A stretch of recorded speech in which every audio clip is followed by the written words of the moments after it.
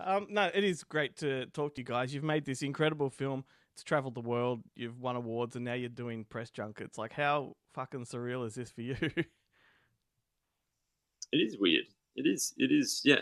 Yeah. Talk It's about it's like it's it, out of the gates running though. Like, it's your first feature film. It's incredible what it's done. Yeah, I think I mean we spent so long focusing on just finishing and just making a movie. But it is true, it doesn't really become a movie until it starts like screening in front of audiences and connecting with people. So yeah, the fact that people are enjoying it and wanting to, come see it again and are talking about it with their friends. Yeah, no, it's surreal. It's super exciting for us. Yeah, I've got to say, it's the best for me. It's the best kind of uncomfortable. I love films like this that sort of make you feel uneasy. Sort of where and how did this story come to you? Has it been sitting with you guys for a long time? no, not sitting with us. It was kind of the opposite actually. We knew we wanted to make a feature, but we uh, had a few ideas floating around, and we had this kernel of an idea about a couple with separation anxiety, um, that we would separate during a movie to see what would happen. That was all we had, really. And then the Bucks party setting seemed like a great place to do that. But as we were just sort of settling on this idea, we were chatting to the guys at Breathless Films who were really interested in it really early on. So we kind of got things rolling very quickly. So we didn't have much time to and ah about, you know, people can get worried about what their first film is, or stress about it a lot, but we were able to just kind of dive in. That makes it even more incredible. Like, because it looks like a really, um, I guess, long thought out film. And that's kind of where I want to ask about the themes. You tackle lots of social issues in this one, big ones. What did come first? You kind of answered it, I guess, but were you looking to have a story that you could attack all of these sort of themes, or did it sort of come naturally? No, it just kind of came out of the premise. To be honest, we never set out to make a film about what it has ended up being about. It just kind of, and I think that's kind of the way you have to approach it anyway. Is that we sort of start from character, we start from story, and then things kind of filter in, and then you really realize what it is you're making. So a lot of the commentary in the film, or the subtext in the film, just came out of character, really, and we wanted it to be a natural extension of the story we were telling, rather than starting from a place of necessarily wanting to talk about something in particular. And it takes a long time to realize what a film is really about, anyway. So you sort of learn when you write it, and you learn again when you shoot it, and then again when you edit it. So it's constantly changing. It might be different in 5 years what we really think it's about. Does that change much, like in you, when you've cottoned on to, suddenly it becomes about a whole lot more? Do you feel like there's more responsibility? Like, how does that work? I think there is a responsibility or a certain like due diligence you have to do once like subject matter kind of arises. Like psychological abuse in relationships, that's something that we came to more from like a story and character beginning. Mm-hmm. But then, of course, you start writing it and you start developing the character with the actor, and then of course, you do research then. And um, our lead actress Shabana Aziz, who plays Irene, she met with a handful of women that she knew that had been in these types of relationships, and one woman who was still in one of these types of relationships. Um, and then from there, we're kind of making sure we could, speak with just a little bit of authority, and try and, represent these women in a fair and accurate way, and also something, also in a way that wasn't, too kind of, I guess, like filmic. Like we talk a lot about like the perfect victim trope as being something that we really wanted to avoid. Like often women in these relationships aren't necessarily fun to be around. So we wanted someone who was a bit prickly, a character who, like, an audience might initially not sit with and not really relate to, and that kind of being part of the trick of the film. Yeah, absolutely. And then you've also got to like balance the entertainment factor with all that. And you've put these characters like in the bush, and as a group of friends in the film, they're reunited, and there is a massive tension between all of them. What sort of things as filmmakers did you do to create the tension on screen? Because it's really palpable, it jumps out. A lot of it was the actors trusting one another. So rather than traditional rehearsals, we wanted them to be friends more. Mm-hmm.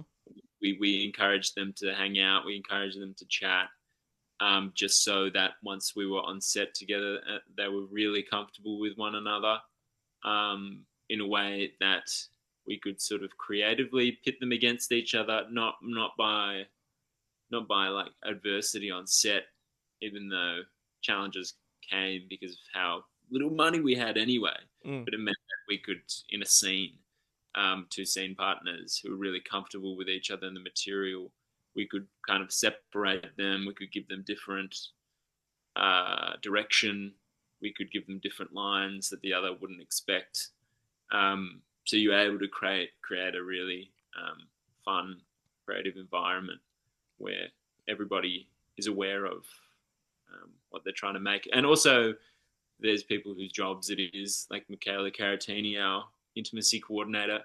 It's her job to kind of help us make a scene as awkward as possible. So we would get her on to, like, what is the most awkward version of a kiss in front of other people we can do, and she would workshop that, and it would involve being comfortable first, and then being comfortable with being uncomfortable. That's really cool. I was about to ask you about, like, did you use any tricks? Like, I remember back in the day, the classic story of when Spielberg did Saving Private Ryan, he isolated Matt Damon from the rest and put them all through boot camp just so they all resented him. And I'm wondering, as filmmakers, did you play mind games with your cast sort of to get that friction? We did a few of these tricks. We're still working out like how helpful they are.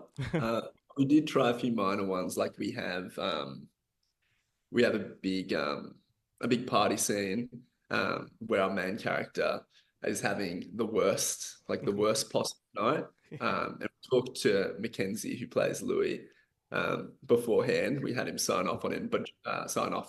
But for those few days, we told the casting crew to kind of leave Mackenzie alone, be as chummy as you want with Shabana and the other actors, having like a good time at this party, but don't really pay much attention to Mackenzie. Don't laugh at any of his jokes. Yeah, and I think it did help to an extent. He was quite good in the Tiki Night sequence. So really good, yeah. Yeah, I think there is something to those tricks. I think more it's just like a cast gets to know the script so intimately in the lead up to shooting a film. So some scenes, especially if they're a scene you've used in like rehearsal, they can feel really done. And I think on set, it's just finding really small things to just like spark a scene and give it new life, just so there's like something fresh you can be capturing in camera for the first time. Yeah, very cool. Recently I've spoken to a lot of co-directing teams. Like, there seems to be a whole lot of double acts going around at the moment, and I'm just wondering, from your guys' point of view, what are the pros and cons to having two directors on a film? There's not many cons. That's the secret. That's why people have started doing it, because they've realized it makes things easier, especially at a lower budget. It's kind of your most precious resource is energy and commitment. And if you're the one who's written and directed the film, you're probably going to be the last person on set. You're probably going to be the one pulling in hours on the weekend, whatever. And then if there's two of you, it kind of doubles your efforts in every stage, raising money, keeping morale high. It's just, you have a second wind permanently. So it's no surprise to me, having gone through it why co-directing is becoming more popular, just because it's a much more sustainable way, I think, of keeping the workflow up and keeping your stamina up. It means you just have to navigate it a little bit differently on set. So people just need to understand how to communicate, basically. How does that work? But it's really simple once you get the swing of it. Yeah, I've asked that question a few times, and I'm yet to have any cons. So, obviously it's working very well. It might add a tiny bit of time on set. That's probably a con. Yeah, it probably does cost us a bit of extra time because we're having conversations with each other sometimes. Just because not necessarily disagreements. We'd probably hash things out before we get to set. Yeah. But it's more like if something's interesting, you can kind of go down rabbit holes with two people for a little bit longer because you're talking to someone, they might get excited about something, and you'll close off. So it might cost you a few minutes a day. I imagine it's also like the actors always have somebody to turn to while the other one keeps the wheels in motion, so makes sense.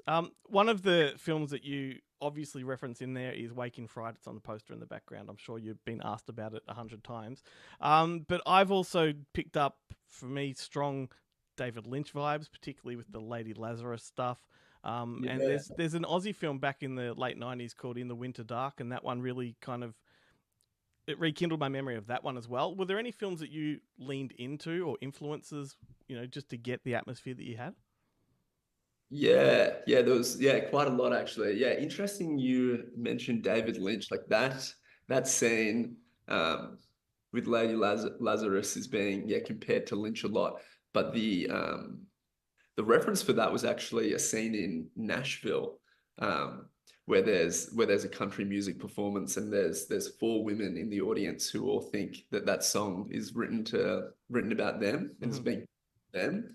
So you have this one performance that has like 4 different readings for different audience members. So we designed the scene with that in mind, having this performance and then having 4 men witnessing it, or taking something slightly different from the same performance. But yeah, probably the reference for us was Festin, which is it was like the first Dogma film. It was made in the 90s. It's set at a party where it touches on some like very uncomfortable subject matter, but it's also like very darkly funny. Drifts between extreme tension and like total farce, and balances both tones pretty masterfully. So that was kind of the film we kept looking at. Yeah, cool. I'm gonna have to watch that one. I love the Dogma stuff, so haven't seen that one yet. There's another film that we haven't talked about much. It's called A Place in the Sun, which we told Mackenzie to look at for Louis. But it's a very rare example of golden age Hollywood film in which the lead is a total scumbag, but you're kind of positioned right behind his eyes looking out. And it's about a guy who learns that he's part of a industrial dynasty in America, and that he has access to this bright big future and this upper class echelon. He falls in love with this kind of princess of new American progress, but at the same time his like old dumpy factory worker girlfriend has just gotten pregnant, and he has to figure out a way to like abandon his pregnant girlfriend essentially in order to kind of join this big new party. And he's the worst guy ever, but you're right with him the entire way, and he is the hero of his story. He's the one who thinks that he's making every right decision. And there's not many films you can point to, especially in that era of filmmaking, that is so inside the perspective of someone like that. We really liked that for Louis. Yeah, 100%. I'm just about out of time, but before I let you wrap, there's one question I want to ask, and it's about the kidnapping scene, which is possibly one of the most intense and just exciting and thrilling and scary moments of the film. But I want to know how you achieved it, because it must have been terrifying for Mackenzie. He's strapped to the back of a ute. He's got a mask on. He's like, you can't see a thing.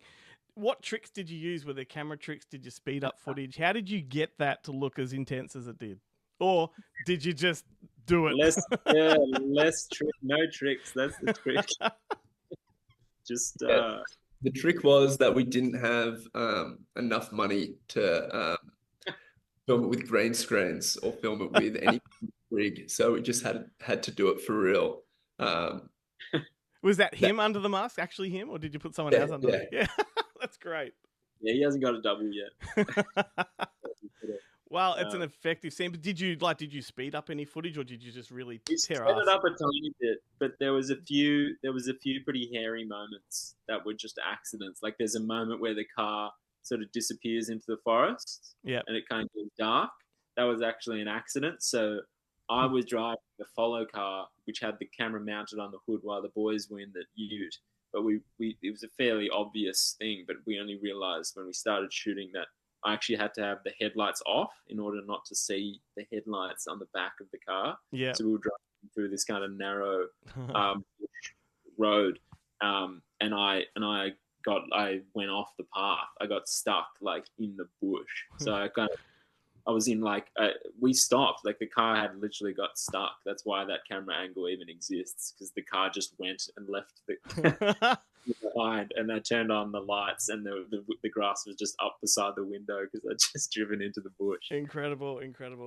Guys, I'm out of time, but thanks so much for the chat. I love this one. I hope everyone checks it out. And I hope it goes down as like a cult classic that we talk about in a couple of years' time. Yeah, let's Nice. hope. Awesome. Well, have a good one. See you, Glenn. Thanks for having us on.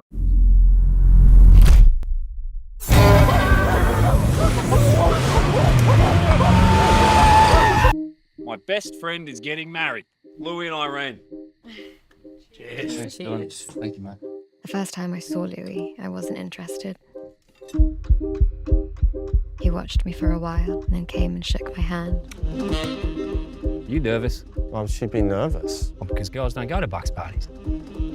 He had friends. They laughed at his jokes and kissed me on the cheek. Why is Irene here? It doesn't make any sense. I really don't think you have to worry. You don't realise what this is, do you? Tonight we own you. Boys own you. And the harder you kick, the worse it's all going to go down.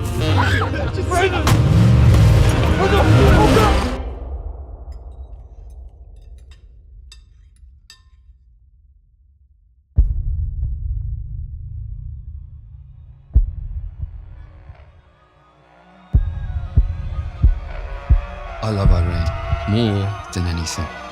I really love Louis. I do. I've just got a lot going on. Yeah. This isn't at all how I wanted everything to go. Bad luck. No. Yeah.